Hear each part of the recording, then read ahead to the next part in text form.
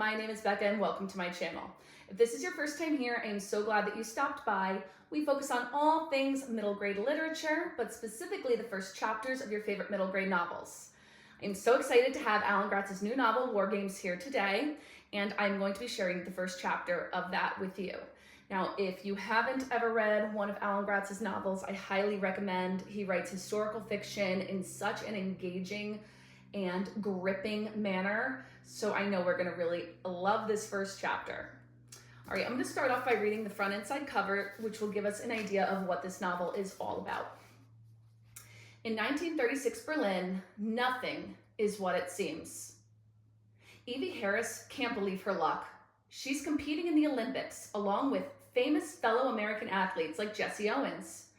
True, there's something creepy about Germany's new leader, Adolf Hitler, who watches over the games with his Nazi henchmen. But Evie's just here to win a gold medal in gymnastics until she discovers a horrible secret. Behind all the Olympic fanfare, the Nazis have Berlin in an iron grip of terror and violence, and war is brewing. When Evie gets embroiled in a mysterious plot to help steal Nazi gold, she must navigate the city's darkest corners and hidden passageways, never knowing who she can trust. With lives on the line and her family's future at stake, Evie has to choose between following her Olympic dreams or standing up to evil before all is lost. Ooh, sounds like Evie is going to have quite a decision to make. And that being said, we are going to go ahead and start the first chapter, which is titled Tell No One. Trumpets blared, bells rang out. Beyond the mouth of the dark tunnel, 100,000 voices roared. I took a deep breath as the team from Turkey marched out ahead of us, and we moved up to take their place. The U.S. team had waited a long time for our big moment. We were about to walk in the Parade of Nations at the opening ceremonies of the 1936 Olympics. Alphabetically, we were third from last among the 49 countries here to compete in Berlin. I looked around at my fellow U.S. athletes. Swimmers, boxers, wrestlers, field hockey players, pentathletes. More than 300 of us stood ready to enter the Olympia Stadium, the outdoor arena that would be the main sports venue for the next 16 days. I hung out near the other athletes on the U.S. women's gymnastics team. I'm getting chills, I said. Anybody else getting chills?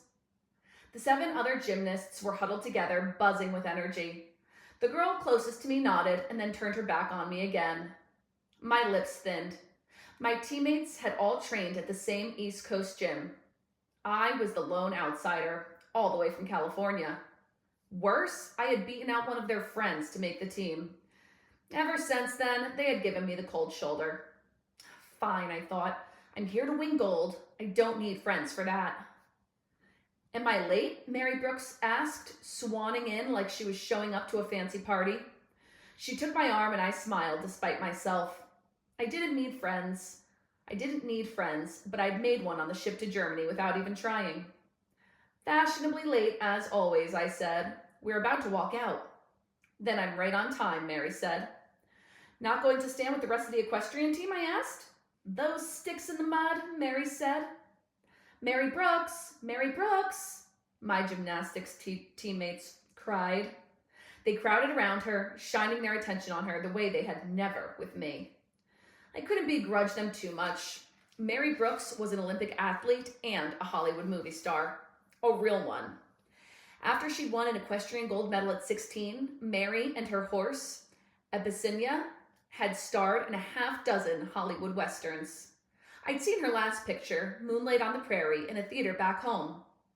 Now she was my best friend and roommate on the U.S. team. I still couldn't believe it. It sure was nice to have a little good luck for a change. Isn't this thrilling, Miss Brooks? One of the gymnasts asked.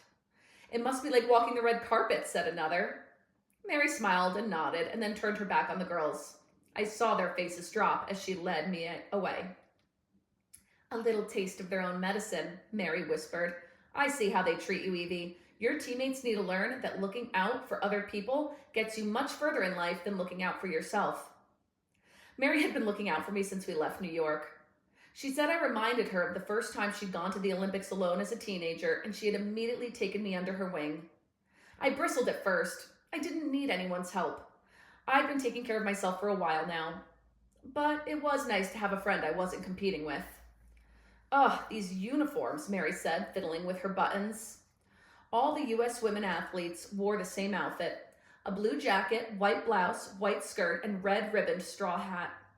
I knew Mary was used to wearing expensive designer gowns. For me, the U.S. gymnastics dress uniform was the nicest set of clothes I'd ever owned. The boater hat alone was the kind of thing I could have only afforded to buy secondhand. A couple years after, it was out of fashion, if ever. I put my hands in my jacket pockets, and my fingers touched the mysterious folded up note I carried with me. I'd been so excited about the opening ceremony that I'd forgotten it was there. Nervous? Mary asked, mixed reading my frown for anxiety. Yes, I said. One of the athletes standing in front of us, a young black man on the track and field team, overheard our conversation and looked back. "What's your name, kid?" he asked me. "Evie?" I squeaked, turning my own name into a question. I knew his name. He was Jesse Owens, the biggest star on all of Team USA. Owens was lean and compact, with short cropped hair and a big smile. Last year, he'd set 4 world records in a single college track meet, and everybody was expecting him to break a bunch more records here. Out of all the athletes the United States had sent to the Berlin Olympics, only 18 of them, 16 men and 2 women, were black, like Jesse Owens. Most of the others were white, like me and Mary and my gymnastics teammates. I cleared my throat. "I'm Evie Harris," I said, doing better the second time. "It's an honor to meet you, Mr. Owens." Another black sprinter nudged him and laughed. "Mr. Owens? Dang, kid, how old are you?" 13, I said, standing up straighter. "I'm a gymnast." "Well, I tell you what, Miss Harris," Owen said, gently mimicking my politeness. He pointed up where I could hear the chanting, clapping, and stomping of the German crowd in the stands. "You keep your eyes on the prize, and don't let all this other business distract you, and you'll take home the gold." Owens didn't understand. Neither did Mary. I had my eyes on the prize. I was totally focused on winning the gold medal in gymnastics, and I knew I could do it. The real reason I was nervous was the note in my pocket. The note that someone had slid under my door of my room at the Olympic Village that morning. I didn't have to pull it out again to know what it said. I'd memorized it. "If you want to take home the gold, come alone to the Maiden Bridge on the Spree Canal after the opening ceremonies. Tell no one." Who'd written it? Who'd put it under my door? What did it mean? I definitely wanted to take home the gold, but I couldn't do that all by myself. And what was so secret that I couldn't tell anyone else about it?